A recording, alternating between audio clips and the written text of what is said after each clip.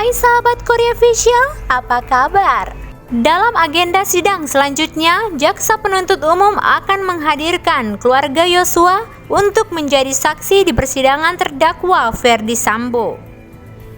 Itu berarti teman-teman, untuk pertama kalinya ayah dan ibu Yosua bertemu dengan terdakwa Ferdy Sambo, otak pelaku pembunuhan anaknya. Lalu apa saja keterangan dari keluarga yang bisa membuktikan dakwaan jaksa? Begini penjelasan dari pengacara Brigadir Nofriansah Yosua Huta Barat, Martin Lucas Simanjuntak. Ada terdiri dari keluarga langsung, ayahnya, ibunya, ya, dua adik dan satu kakak.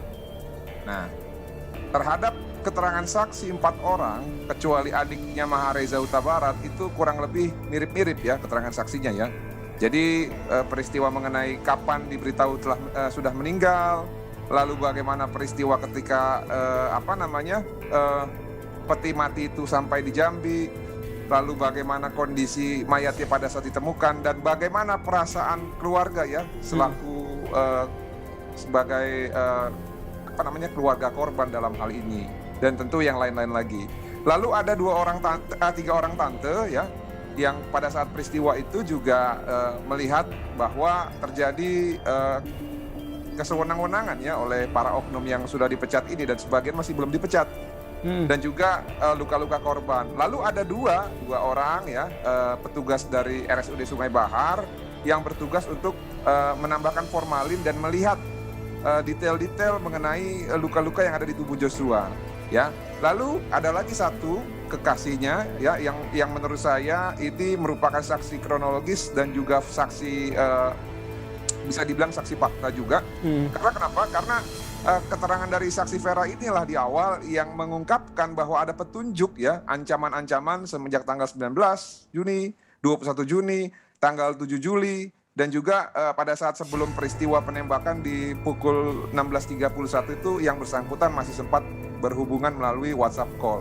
Baik, nah, kalau kita lihat ada juga lagi saksi seorang pelapor yang juga adalah tulangnya Joshua atau paman ya, saudara dari ibu, yang juga dalam hal ini sebagai pelapor. Begitu, Bung Yasir. Jadi total ada 12. Pasti karena relasi ini kan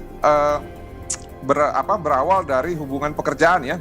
Bahwa Joshua adalah ajudan ataupun asisten rumah tangga ataupun ya kepala rumah tangga dari rumah Bapak Ferdy Sambo gitu ya.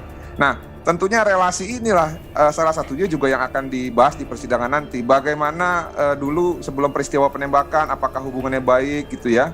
Lalu peristiwa-peristiwa apa aja yang dianggap penting, yang ada relevansi dengan perkara ini. Seperti contoh ya, bahwa dulu pernah Joshua diminta untuk mencarikan seorang anak gitu yang masih muda gitu ya, masih bayi gitu kan. Karena Bapak Ferdy Sambo ini percaya bahwa Joshua ini dari keturunan orang yang baik-baik dan orang pintar gitu.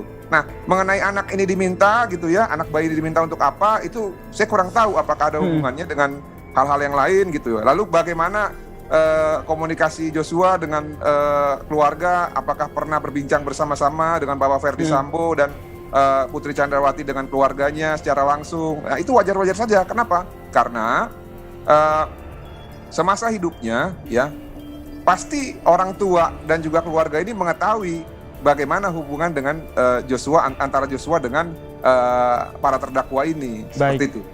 Kemudian kekerasan seksual yang dilakukan terhadap Putri Chandrawati. Bagaimana pengacara ataupun Anda mewakili keluarga Joshua ini menanggapi hal ini? Oh, itu gampang dipatahkannya, Bang Yasir. Oh, begitu. Yang pertama, Febri ini sudah lupa ya bahwa dia ini sudah terhipnotis terlalu dalam ya, dan cenderung mengesampingkan dia punya akal sehat. Kalau kita tahu dulu dia punya idealisme ya, anti korupsi ya, dan juga katanya bahwa yang bersangkutan ini tidak pernah mau menerima perkara korupsi ataupun suap gitu ya. Nah, tapi faktanya bahwa terdakwa ini kan juga terindikasi melakukan suap. Nah, tapi mereka bela. Makanya ini satu idealisme yang luntur yang juga mereka kesampingkan dalam membela perkara ini ya. Terserah mau dia tidak menanggapi omongan saya ini, mau memasang kuping tebal ya silahkan. Tapi faktanya seperti itu, saudara ya, rekan ya. Lalu mengenai pelecehan seksual ya, dalam surat dakwaan jaksa penuntut umum tidak ada secara tegas jaksa penuntut umum mengamini ya bahwa pernah terjadi pelecehan seksual di Magelang. Yang ada itu hanya kata-kata seperti ini, Bung Yasir.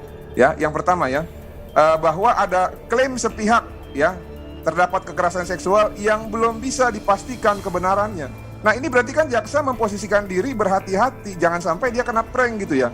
Apalagi ini didukung, Bung Yasir ya, sebelum berkas ini dilimpahkan ya, Putri Chandrawati dan Ferdy Sambo itu pernah diperiksa menggunakan lie detector. Salah satu yang diperiksa pastilah terhadap dugaan kekerasan seksual. Nah, kalau hasil lie detector itu 100% mengatakan bahwa keterangannya si Putri ini valid, saya yakin pasti seharusnya itu bisa menjadi satu pendukung kesaksian dari Putri. Namun faktanya kenapa di dalam surat dakwaan itu tidak dicantumkan gitu ya. Nah, jadi menurut Anda itu mengenai lie detectornya kemungkinan itu mengatakan bahwa itu bohong gitu ya. Tapi jadi ya, menurut Anda Febri Diansyah yang mengklaim punya bukti ini akan terpatahkan dengan apa Ya, yang menjadi keyakinan saya Anda dan lanjut juga lagi jaksa ya? saya lanjut lagi ya, Bung Yasir. Ada 3 lagi nih. Yang pertama tadi dia mengatakan bahwa hasil psikologi forensik ya. Jadi kembali lagi menurut saya Ferdy ini kurang cermat, kurang jelas dan kurang lengkap dan kurang memperhatikan isu-isu yang sebelumnya ya. Sekarang kita mesti lihat dulu yang pertama.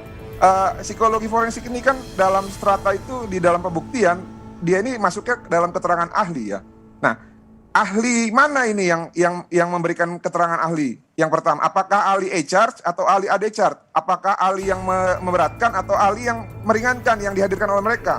Itu yang pertama. Kalau ahli yang meringankan, hampir saya bisa pastikan bahwa keterangan itu pasti meringankan kepada kliennya. Itu yang pertama. Yang kedua, kapan ini diambil?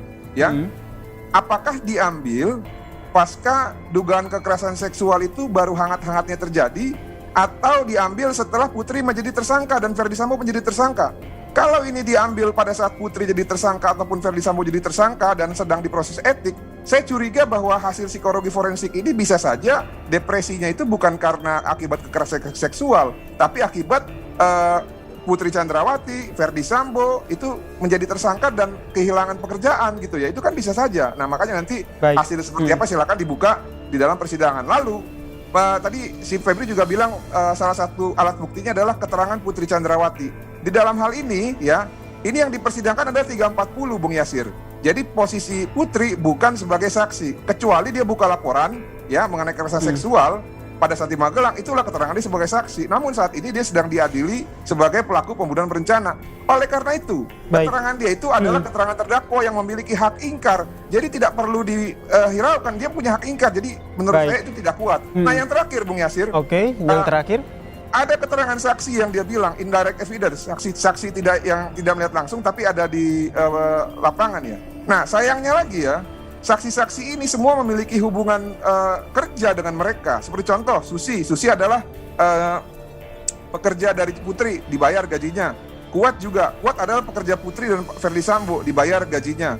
Ricky Rizal adalah ajudan. Nah, kalau di dalam hukum acara perdata ya, saksi-saksi ini harusnya ditolak karena memiliki hubungan kerja. Namun kalau dalam berarti memang Anda yakin bahwa keterangan yang di sistem peradilan pidana memang, maaf Bang, saya potong, kita termepet sekali di durasinya nih Bang. Ya, kita harus meragukan keabsahannya dan juga kredibilitasnya gitu loh Bung Yasir. Oke. Berarti masalah kredibilitas ini apa yang diharapkan oleh keluarga agar bisa terungkap di media persidangan? Kalau kita lihat Eliezer kan diminta untuk berkata jujur begitu. Kalau dari pihak keluarga apa yang ingin disampaikan? Singkat saja Bang. Ya, kalau dari keluarga maunya ya semua berkata jujur. Jangan sampai nanti pada persidangan semua mereka berlomba-lomba meminta maaf untuk meringankan ya. Tapi faktanya kualitas keterangan mereka itu justru tidak jujur gitu ya. Ini kan namanya sama-sama dengan kata-kata munafik gitu ya. Jadi lu mau ringan tapi lu tidak mau berkata jujur. Itu yang pertama. Yang kedua, Eliezer pada saat persidangan kemarin mengatakan secara langsung bahwa dia secara pribadi juga tidak mempercayai bahwa Joshua itu tega mau melakukan kekerasan seksual kepada Bu Putri. Terus apalagi yang mesti kita ragukan. Makanya oleh karena itu segeralah mereka semua bertobat ya, daripada mereka terjebak dalam lingkaran setan ya, dan juga tetap berpotensi untuk terus-menerus berdusta. Lebih baik. Terima kasih. Baik, jadi berarti memang berharap Ferdy Sambo ini menyampaikan hal yang jujur, kejujuran ini yang diharapkan oleh keluarga.